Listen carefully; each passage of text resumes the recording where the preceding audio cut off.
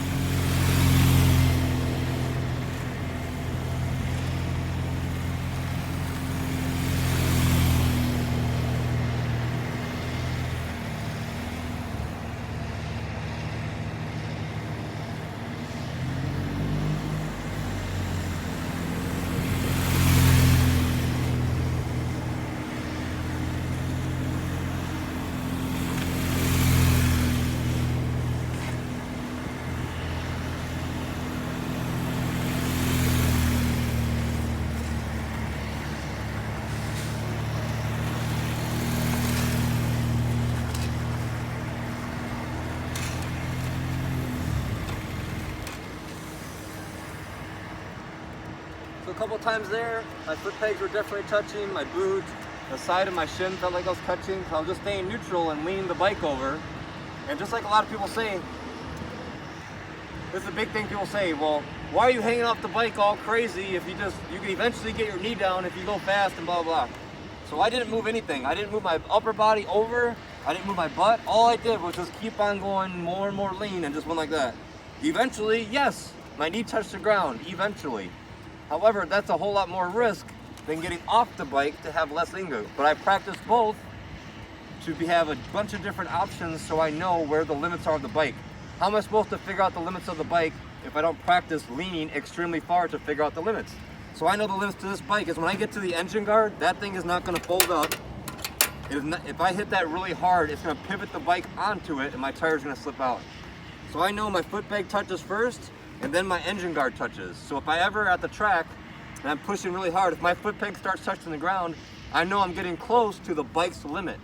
So if I start scraping this thing on the track, it might do it too hard where I could tilt it up and my tires are low side. But you have to know those types of things in practice in order to get more confident out on the track. So that's why I do that. And then supermoto stuff, knee dragging stuff, just be eclectic. There's no right or wrong way. Sometimes I go through a corner in the real world and I supermoto it because the corner determines what I do. If it's a blind, cambered corner, I might feel more comfortable supermotoing it The very next corner, I might be neutral. The very next corner, I might be doing this.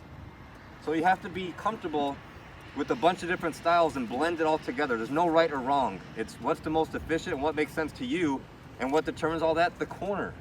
If there's a bunch of gravel and water going across the ground, I'm not gonna supermoto it. I'm gonna try to keep the bike upright as possible and go through it like this.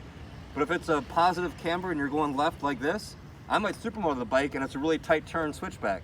I don't have time to go from one side of the bike to the other if it's really, really tight. I might just supermoto it because it's faster. So it all depends on the corner that I'm going through. So be eclectic, shut up and practice, and go have fun. All right, talk to you later.